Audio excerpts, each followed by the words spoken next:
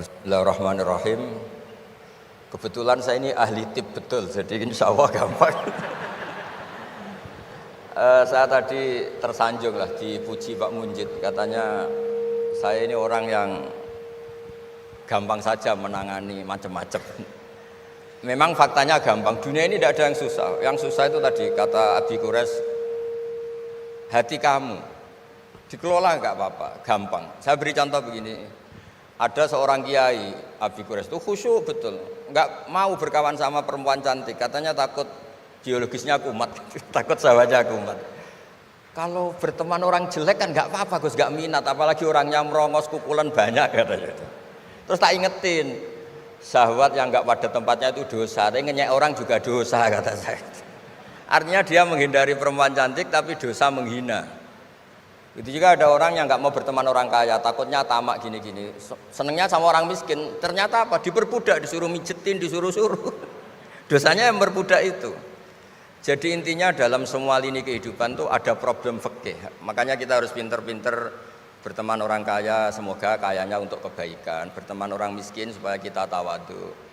Melihat alumni UGM yang sukses kita bangga. Yang bikin masalah kita istighfar, gitu aja gampang kan urusannya. Artinya kiai juga sama. Kiai itu punya alumni yang jadi kiai, alhamdulillah. Yang enggak jadi kiai problem, ya kita istighfar semua di semua kehidupan kita.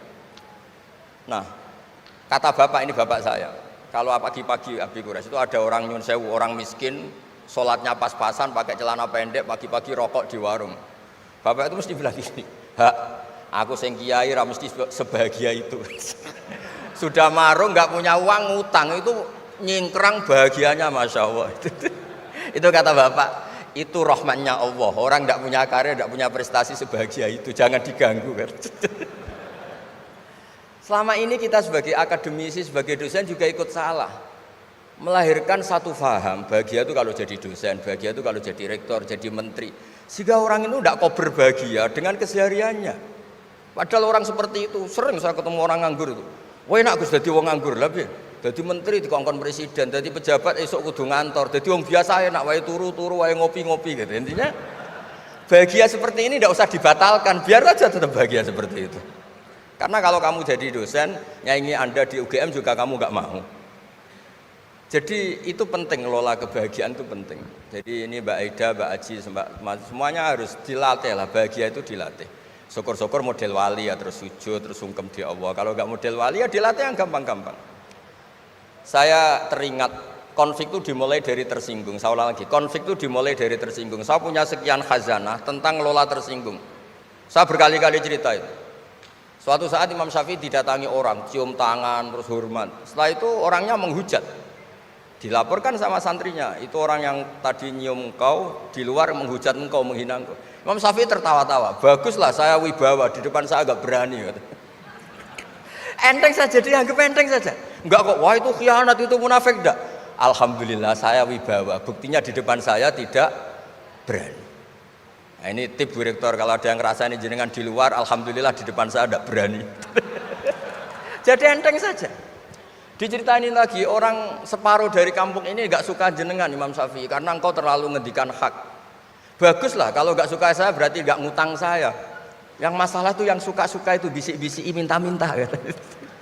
Jadi dianggap enteng saja. Kalau Anda sudah bisa ngelola konflik seperti itu, ringan saja.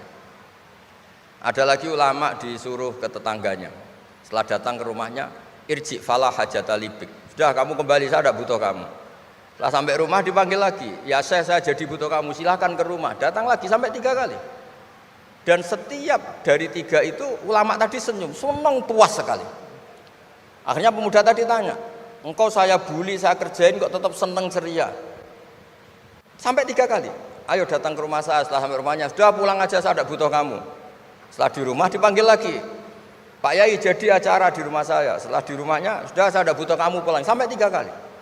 Dan fikul lil marroh, di fitil kal marroh, di semua itu beliau senyum, senang menikmati. Terus tanya pemuda tadi, kenapa engkau tetap senyum-senyum menikmati?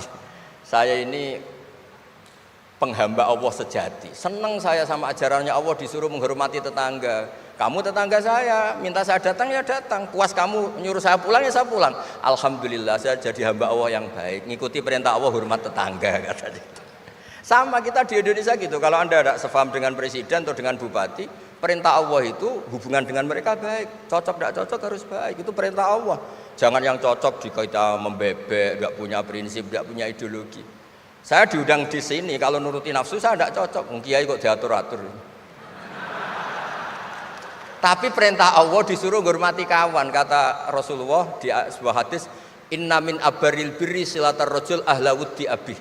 Kebaikan tertinggi itu adalah berkawan baik sama teman bapaknya.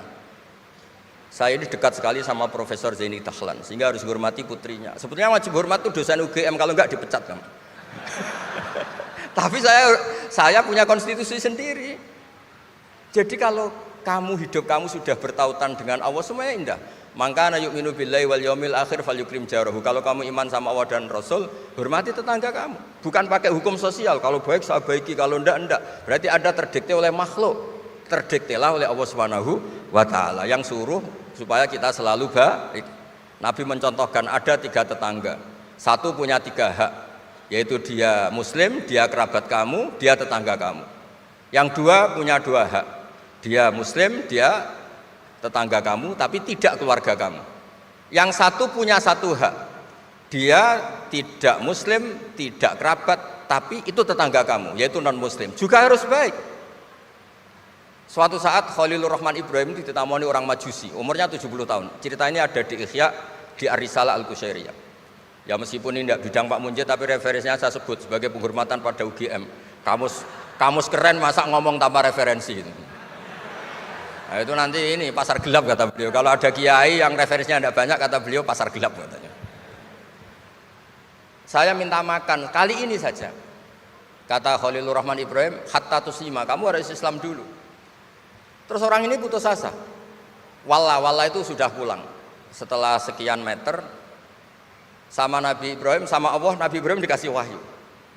Ya Ibrahim, kamu tidak mau ngasih makan orang itu meskipun hanya 1 hari. Tidak, karena dia masih kafir, non muslim. Ut'imuhu ala kufri sab'ina sanatan.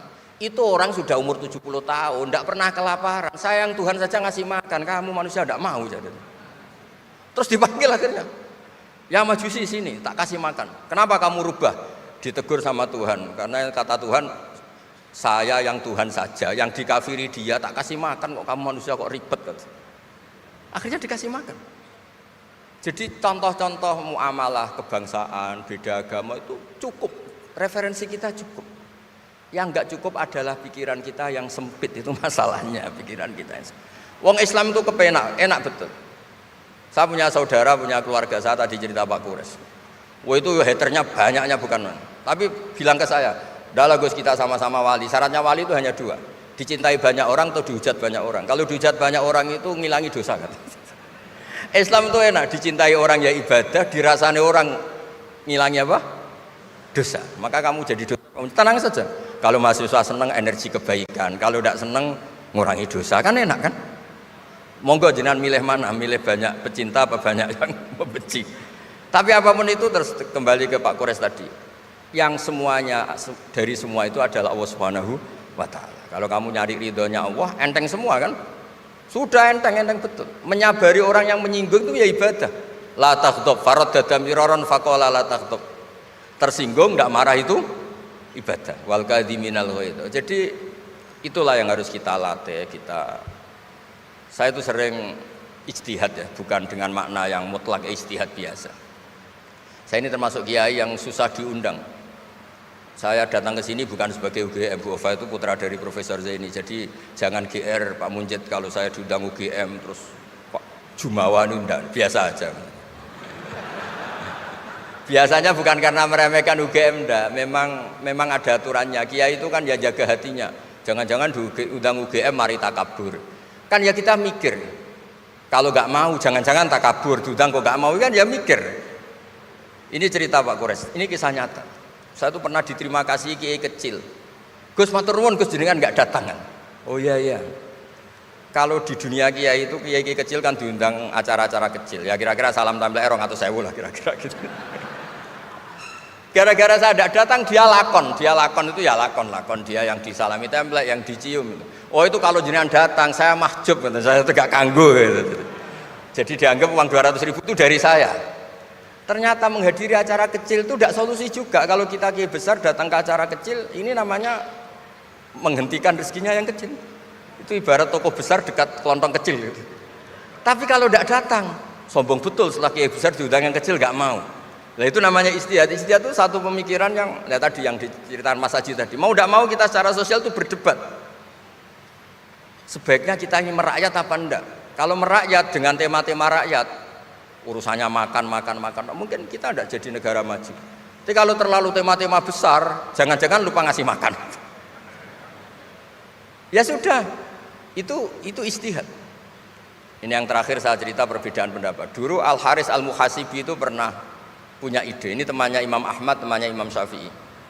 Ya Imam Ahmad saya mau ngarang buku tentang menolak faham-faham Mu'tazilah, faham-faham yang nggak benar. Menurut Anda gimana? Jawabannya lucu.